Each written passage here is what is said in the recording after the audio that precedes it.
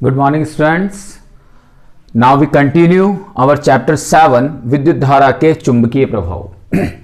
अभी तक हम लोगों ने इस चैप्टर के अंदर किसी भी चालक में धारा प्रवाह के कारण से उसके चुंबकीय क्षेत्र उत्पन्न होने के कारण, उनके प्रभाव, वो किन किन क्वांटिटीज पे डिपेंड करता है, ये सारी चीजें हम लोगों ने हमारे प्रीवियस वीडियोस में कंप्लीट की हैं।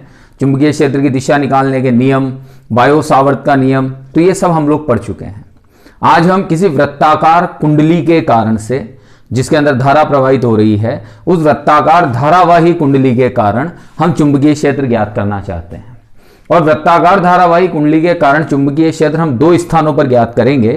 पहला वृत्ताकार कुंडली के केंद्र पर और दूसरा वृत्ताकार कुंडली के अक्ष पर। तो सबसे पहला जो टॉपिक हम ले रहे हैं वो ले रहे हैं वृत्ताकार कुंडली के केंद्र पर।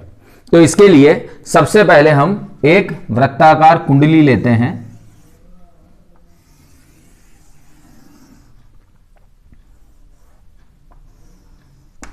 यह एक वृत्ताकार कुंडली है जिसका केंद्र है O। इस वृत्ताकार कुंडली में क्लॉकवाइज डायरेक्शन, दक्षिणावर्त दिशा में धारा I प्रवाहित हो रही है। ठीक है। अब यहां पर हम ये कह रहे हैं कि हमें यहां इस बिंदु पर चुंबकीय क्षेत्र का परिमाण और दिशा दोनों देखनी है।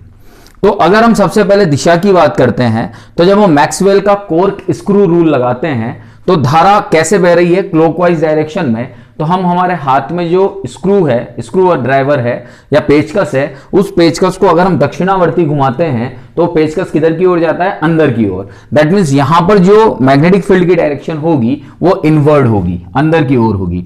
और अंदर की ओर को प्रदर्शित करने के लिए हम डॉट का यूज करते हैं। तो यानी जो मैग्नेटिक फील्ड की डायरेक्शन होगी इस केंद्र पर, वो किधर की ओर होगी, अंदर की ओर होगी। ठीक है। तो ये हमें यहां पर ध्यान रखना है, ये हम आगे अभी डेरिवेशन में करेंगे। तो अब हम स्टार्ट करते हैं हमारा डेरिवेशन। तो हमारे पास में एक वृत्ताकार कुंडली है। माना इस वृत्ताकार कुंडली की त्रिज्या है r। इस कुंडली की त्रिज्या हमने कितनी मानी, r। और इस वृत्ताकार कुंडली के केंद्र पर हमें क्या ज्ञात करना है, चुंबकीय क्षेत्र। तो सबसे पहले हम इस वृत्ताकार कुंडली को छोटे छोटे अल्पांशों में विभक्त करते हैं। तो एक अल्पांश हमने यहां कंसिडर किया और इस अल्पांश को हमने नाम दे दिया dl। ठीक है। यह अल्पांश कौन सा अल्पांश कहलाएगा, इस अल्पांश को हम धारावाही अल्पांश भी कह सकते हैं, क्योंकि धारा जब इसके अंदर से क्रॉस होगी तो यह अल्पांश धारावाही अल्पांश कहलाएगा। अब हमें करना क्या है, सबसे पहले कि इस बिंदु O, जो कि आपका प्रेक्षण बिंदु है, जहां पर आपको चुंबकीय क्षेत्र ज्ञात करना है, इस बिंदु O और इस धारावाही अल्पांश को मिलाने वाली रेखा के मध्य का एंगल ज्ञात करना है, यानी थीटा ज्ञात करना है। तो मैंने आपको प्रीवियस वीडियोस में भी बताया था और फिर एक बार और रिपीट कर रहा हूं कि थीटा कैसे ज्ञात किया जाता है। आप धारा की दिशा में आगे बढ़ें, समझिएगा बहुत ध्यान से, आप धारा की दिशा में आगे बढ़ें और जो ये लाइन मिलाने वाली लाइन है, इस लाइन से थोड़ा सा आगे जाकर, जैसे आप धारा के साथ साथ चल रहे हैं, यहां तक पहुंचकर इस लाइन से थोड़ा सा आगे जाकर लाइन की तरफ घूम जाएं। किधर घूम जाएं, लाइन की तरफ घूम जाएं। तो ये जो एंगल बनेगा ये आपका थीटा एंगल होगा। तो यहां पर ये थीटा एंगल कितना बन रहा है आपका, 90 डिग्री। आप कहीं से भी अल्पांश ले लें, आप उस अल्पांश को यहां मान लें, आप उस अल्पांश को यहां मान लें, आप उस अल्पांश को यहां मान लें, तो हर अल्पांश जो एंगल बनाएगा वो एंगल कितना बनाएगा, हर जगह से 90 डिग्री का। ठीक है। तो अब हम यहां पर बायो सावर्त का नियम अप्लाई करते हैं। तो बायो सावर्त का नियम क्या है हमारा, dB equals to mu not upon 4 pi I dl sine theta upon r square. यह हमारे बायो सावर्त का नियम है। ठीक है। डायरेक्शन चाहे तो हम यहां लगा सकते हैं, कहां, कौन सी डायरेक्शन थी इसमें, इनवर्ड। तो इनवर्ड को हम किससे प्रदर्शित करते हैं, डॉट से। ठीक है। तो अब जब हम इसे सॉल्व करते हैं तो यहां पर थीटा की वैल्यू कितनी है मेरी, थीटा इक्वल्स है मेरा 90 degree. Then we have mu not upon 4 pi I dl sine 90 upon r square. ये किसकी वैल्यू आ गई आपकी, dB की। अब साइन 90 की वैल्यू कितनी होती है आपकी, 1। तो यहां से जब हम इसे सॉल्व करेंगे तो हमारे पास क्या मिला, dB equals to mu not upon 4 pi, this is I dl upon r square, क्योंकि साइन 90 की वैल्यू आपकी क्या हो गई 1 हो गई, तो dB equals to mu not upon 4 pi I D L by r square, sine 90 is 1।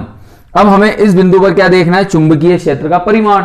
तो चुंबकीय क्षेत्र का परिमाण देखना है तो यहां पर हम लिखते हैं dB इक्वल्स टू, या B लगा देते हैं आगे, dB equals to integration of mu not upon 4 pi I D L by r square. ये बचा अपना mu not upon 4 pi I D L upon r square. तो यहां से mu not I upon 4 pi r square, inside में क्या रहा dl।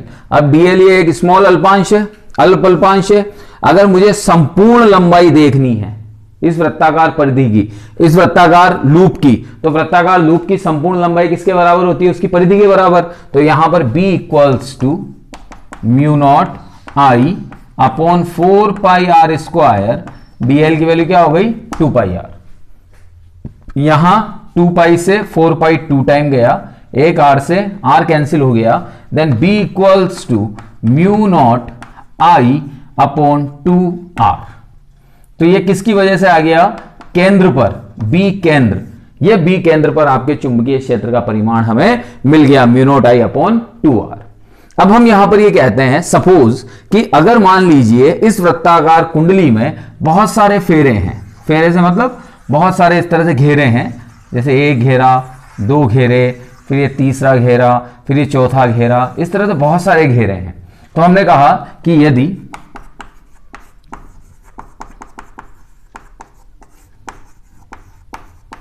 वृत्ताकार कुंडली में n फेरे हों तो चुंबकीय क्षेत्र कितना हो जाएगा, B केंद्र equals to mu not N I by 2r। तो ये आपका चुंबकीय क्षेत्र निकला कहां पर, किसी वृत्ताकार कुंडली के केंद्र पर। ठीक है, अब अगर हम यहां ग्राफ प्लॉट करते हैं किस किस के बीच में, B और R के बीच में, तो हम 2 तरीके से ग्राफ प्लॉट कर सकते हैं। यहां पर देखिएगा, हम एक बार तो लेते हैं डिस्टेंस R और मैग्नेटिक फील्ड B, तो B और R इनवर्सली प्रोपोर्शनल है, तो इस तरह से ग्राफ प्लॉट होगा। और एक बार हम लेते हैं B और 1/r, तो ये डायरेक्टली प्रोपोर्शनल है, तो इसमें इस तरह से ग्राफ प्लॉट होगा। ठीक है, तो 2 तरीके से हम ग्राफ बना सकते हैं, B और R के बीच में इस तरह से, और B और 1/r के बीच में इस तरह से। ठीक, तो यह हमारा वृत्ताकार धारावाही कुंडली के कारण चुंबकीय क्षेत्र प्राप्त हुआ, कहां पर, कुंडली के केंद्र पर। ओके बेटा, थैंक यू।